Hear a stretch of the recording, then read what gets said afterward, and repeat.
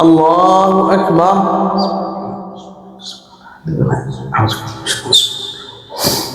الحمد لله رب العالمين الرحمن الرحيم مالك يوم الدين إياك نعبد وإياك نستعين اهدنا الصراط المستقيم صراط الذين أنعمت عليهم غير المغضوب عليهم ولا الضالين. لعن الذين كفروا من بني إسرائيل على لسان داود وعيسى بن مريم ذلك بما عصوا وكانوا يعتدون كانوا لا يتناهون عن منكر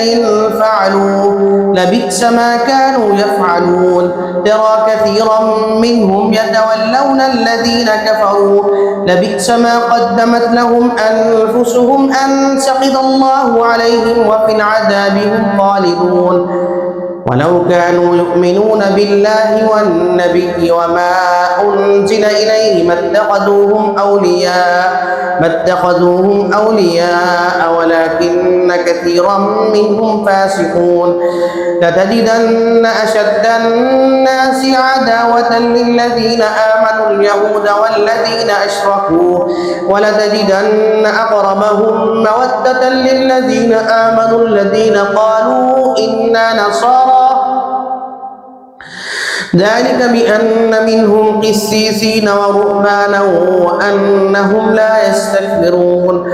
وإذا سمعوا ما أنزل إلى الرسول ترى أعينهم تفيض من الدمع مما عرفوا من الحق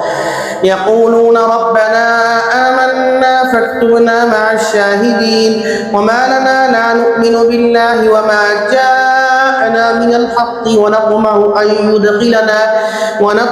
أن يدخلنا ربنا مع القوم الصالحين فأثابهم الله بما قالوا جنات تجري من تحتها الأنهار وذلك جزاء المحسنين والذين كفروا وكذبوا بآياتنا أولئك أصحاب الجحيم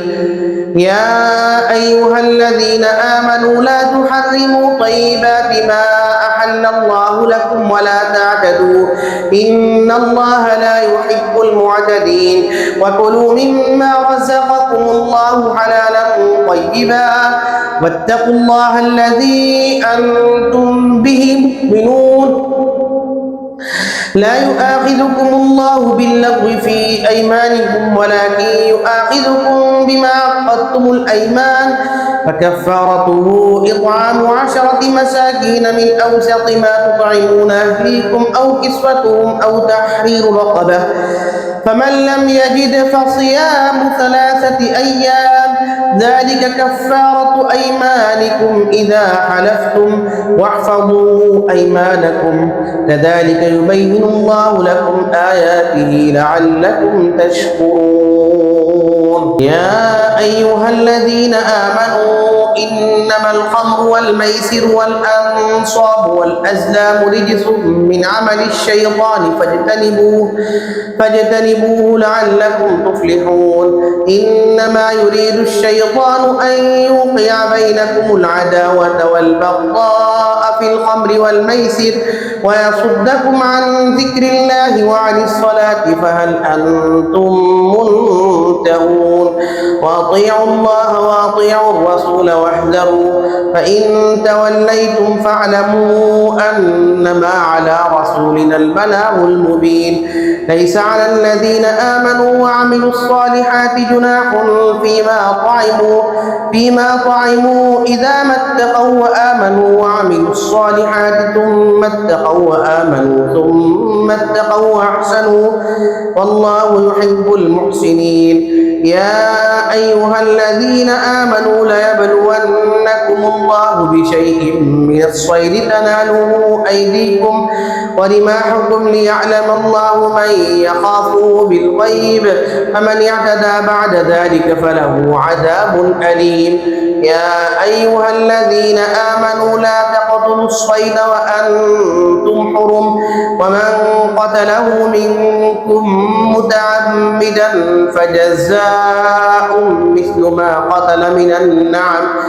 يحكم به ذوى عدل منكم هديا بالغ الكعبة أو كفارة طعام مساكين أو عدل ذلك صياما ليذوق وبال أمره عفى الله عما سلف ومن عاد فينتقم الله منه والله عزيز ذو انتقام. أحل لكم صيد البحر وطعامه متاعا لكم وللسيارة وحرم عليكم صيد البر ما دمتم حرما واتقوا الله الذي إليه تحشرون. جعل الله الكعبة البيت الحرام قياما للناس والشهر الحرام والهدي والقلائد ذلك لتعلموا أن الله يعلم ما في السماوات وما في الأرض وأن الله بكل شيء عليم. اعلموا أن الله شديد العقاب وأن الله غفور رحيم. ما على الرسول إلا البلاغ والله يعلم ما تبدون وما تكتمون. قل لا يستوي الخبيث والطيب ولو أعجبك كثرة الخبيث فاتقوا الله يا أولي الألباب لعلكم تفلحون. يا أيها الذين آمنوا لا تسألوا عن أشياء إن تبد لكم تسؤكم وإن تسألوا عنها حين ينزل القرآن تبد لكم عفى الله عنها والله غفور حليم. قد سألها قوم من قبلكم ثم أصبحوا بها كافرين. ما جعل الله من بحيرة ولا سائبة ولا وصيلة ولا حام ولكن الذين كفروا يفترون على الله الكذب وأكثرهم لا يعقلون. وإذا قيل لهم تعالوا إلى ما أنزل الله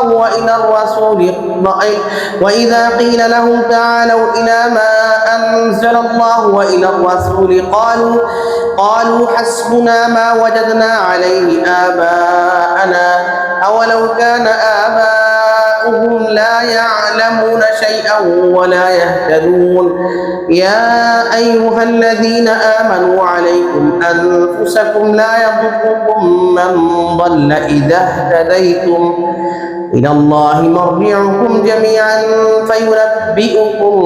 بما كنتم تعملون. يا أيها الذين آمنوا شهادة بينكم إذا حضر أحدكم الموت حين الوصية اثنان ذوى عدل منكم أو آخران من غيركم إن أنتم ضربتم في الأرض فأصابتكم مصيبة الموت تحبسونهما من بعد الصلاة فيقسمان بالله إن ارتبتم لا نشتري به ثمنا ولو كان ذا قربى ولا نكتم شهادة الله إنا إذا لمن الآثمين. فإن عثر على أنهما استحقا إثما فآخران يقومان مقامهما من الذين استحق عليهم الأوليان فيقسمان بالله لشهادتنا أحق من شهادتهما وما اعتدينا إنا إذا لمن الظالمين. ذلك أدنى أن يأتوا بالشهادة على وجهها أو يخافوا أن ترد أيمان بعد أيمانهم واتقوا الله واسمعوا والله لا يهدي القوم الفاسقين. يوم يجمع الله الرسل فيقول ماذا أجبتم قالوا لا علم لنا إنك أنت علام الغيوب إذ قال الله يا عيسى ابن مريم اذكر نعمتي عليك وعلى والدتك وإذ أيدتك بروح القدس تكلم الناس في المهد وكهلا وإذ علمتك الكتاب والحكمة والتوراة والإنجيل إذ قال الله يا عيسى ابن مريم اذكر نعمتي عليك وعلى والدتك إذ أيدتك بروح القدس تكلم الناس في المهد وكهلا وإذ علمتك الكتاب والحكمة والتوراة والإنجيل وإذ تخلق من الطين كهيئة الطير بإذني فتنفخ فيها فتكون طيرا بإذني وتبرئ الأكمه والأبرص بإذني وإذ تخرج الموتى بإذني وإذ كففت بني إسرائيل عنك إذ جئتهم بالبينات فقال الذين كفروا منهم إن هذا إلا سحر مبين وإذ أوحيت إلى الحواريين أن آمنوا بي وبرسولي قالوا آمنا واشهد بأننا مسلمون إذ قال الحواريون يا عيسى ابن مريم هل يستطيع ربك أن ينزل علينا مائدة من السماء قال اتقوا الله إن كنتم مؤمنين قالوا نريد أن نأكل منها وتطمئن قلوبنا ونعلم أن قد صدقتنا ونكون عليها من الشاهدين قال عيسى ابن مريم اللهم ربنا أنزل علينا مائدة من السماء تكون لنا عيدا لأولنا وآخرنا وآية منك وارزقنا وأنت خير الرازقين قال الله إني منزلها عليكم فمن يكفر بعد منكم فإني أعذبه عذابا لا أعذبه أحدا من العالمين وإذ قال الله يا عيسى ابن مريم أأنت قلت للناس اتخذوني وأمي إلهين من دون الله قال سبحانك ما يكون لي أن أقول ما ليس لي بحق إن كنت قلته فقد علمته تعلم ما في نفسي ولا أعلم ما في نفسك إنك أنت علام الغيوب ما قلت لهم إلا ما أمرتني به أن يعبدوا الله ربي وربكم فكنت عليهم شهيدا ما دمت فيهم فلما توفيتني كنت أنت الرقيب عليهم وأنت على كل شيء شهيد إن تعذبهم فإنهم عبادك وإن تغفر لهم فإنك أنت العزيز الحكيم قال الله هذا يوم ينفع الصادقين صدقهم لهم جنات تجري من تحتها الأنهار خالدين فيها أبدا رضي الله عنهم ورضوا عنه ذلك الفوز العظيم لله ملك السماوات والأرض وما فيهن وهو على كل شيء قدير الحمد لله الذي خلق السماوات والأرض وجعل الظلمات والنور ثم الذين كفروا بربهم يعدلون هو الذي خلقكم من طين ثم قضى أجلا وأجل مسمى عنده ثم أنتم تمترون وهو الله في السماوات وفي الأرض يعلم سركم وجهركم ويعلم ما تكسبون وما تأتيهم من آية من آيات ربهم إلا كانوا عنها معرضين فقد كذبوا بالحق لما جاءهم جاءهم فسوف يأتيهم أنباء ما كانوا به يستهزئون ألم يروا كم أهلكنا من قبلهم من قرن مكناهم في الأرض ما لم نمكن لكم وأرسلنا السماء عليهم مدرارا وجعلنا الأنهار تجري من تحتهم فأهلكناهم بذنوبهم وأنشأنا من بعدهم قرنا آخرين ولو نزلنا عليك كتابا في قرطاس فلمسوه بأيديهم لقال الذين كفروا إن هذا إلا سحر مبين وقالوا لولا أنزل عليه ملك ولو أنزلنا ملكا لقضي الأمر ثم لا ينظرون ولو جعلناه ملكا لجعلناه رجلا وللبسنا عليهم ما يلبسون ولقد استهزئ برسل من قبلك فحاق بالذين سخروا منهم ما كانوا به يستهزئون قل سيروا في الأرض ثم انظروا كيف كان عاقبة المكذبين قل لمن ما في السماوات والأرض قل لله كتب على نفسه الرحمة لا يجمعنكم إلى يوم القيامة لا ريب فيه الذين خسروا أنفسهم فهم لا يؤمنون وله ما سكن في الليل والنهار وهو السميع العليم قل أغير الله أتخذ وليا فاطر السماوات والأرض وهو يطعم ولا يطعم قل إني أمرت أن أكون أول من أسلم ولا تكونن من المشركين قل إني أخاف إن عصيت ربي عذاب يوم عظيم من يصرف عنه يومئذ فقد رحمه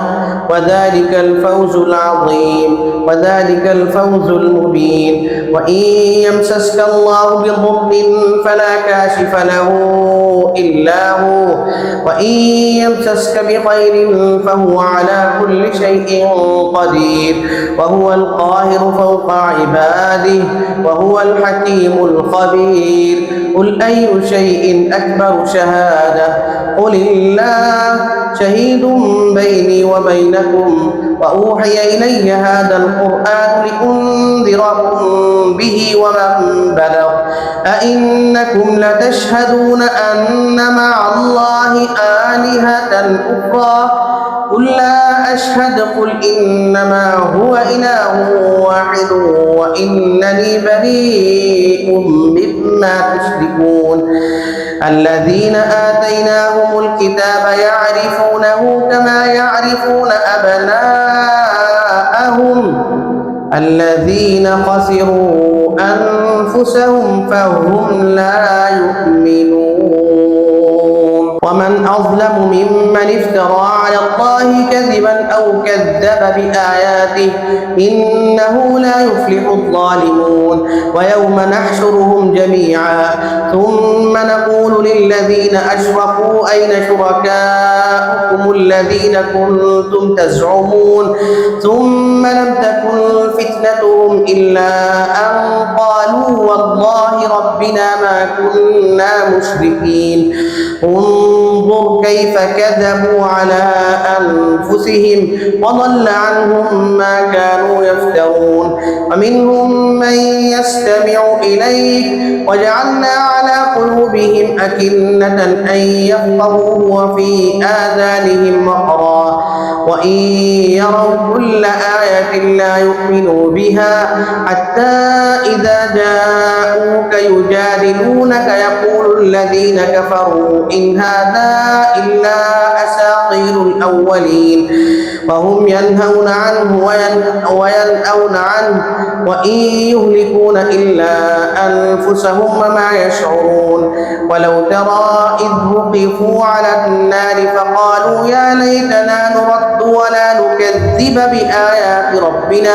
ونكون من المؤمنين بل بدا لهم ما كانوا يخفون من قبل ولو ردوا لعادوا لما نهوا عنه وإنهم إنهم لكاذبون وقالوا إن هي إلا حياتنا الدنيا وما نحن بمبعوثين ولو ترى إذ وقفوا على ربهم قال أليس هذا بالحق قالوا بلى وربنا قال فذوقوا العذاب بما كنتم تكفرون قد خسر الذين كذبوا بلقاء الله حتى إذا جاءتهم الساعة بغتة قالوا يا حسرتنا على ما فرطنا فيها وهم يحملون أوزارهم على ظهورهم ألا ساء ما يزرون وما الحياة الدنيا إلا لعب وله وللدار الآخرة خير للذين يتقون أفلا تعقلون وما الحياة الدنيا إلا لعب وله وللدار الآخرة خير للذين يتقون أفلا تعقلون قد نعلم إنه ليحزنك الذي يقولون فإنهم لا يكذبونك ولكن الظالمين بآيات الله يجحدون ولقد كذبت رسل من قبلك فصبروا على ما كذبوا وأوذوا حتى أتاهم نصرنا ولا مبدل لكلمات الله ولقد جاءك من نبأ المرسلين وإن كان كبر عليك إعراضهم فإن استطعت أن تبتغي نفقا في الأرض أو سلما في السماء فتأتيهم بآية ولو شاء الله لجمعهم على الهدى فلا تكونن من الجاهلين إنما يستجيب الذين يسمعون والموتى يبعثهم الله ثم إليه يرجعون وقالوا لولا نزل عليه آية من ربه قل إن الله قادر على أن ينزل آية ولكن أكثرهم لا يعلمون وما من دابة في الأرض ولا طائر يطير بجناحيه إلا أمثالكم ما فرطنا في الكتاب من شيء ثم إلى ربهم يحشرون والذين كذبوا بآياتنا ثم وبكم في الظلمات من يشاء الله يضلله ومن يشاء يجعله على صراط مستقيم قل أرأيتكم إن أتاكم عذاب الله أو أتتكم الساعة أغير الله تدعون إن كنتم صادقين بل إياه تدعون فيكشف ما تدعون إليه إن شاء وتنسون ما تشركون ولقد أرسلنا إلى من قبلك فأخذناهم بالبأساء والضراء لعلهم يتضرعون فلولا إذ جاءهم بأسنا تضرعوا ولكن قست قلوبهم وزين لهم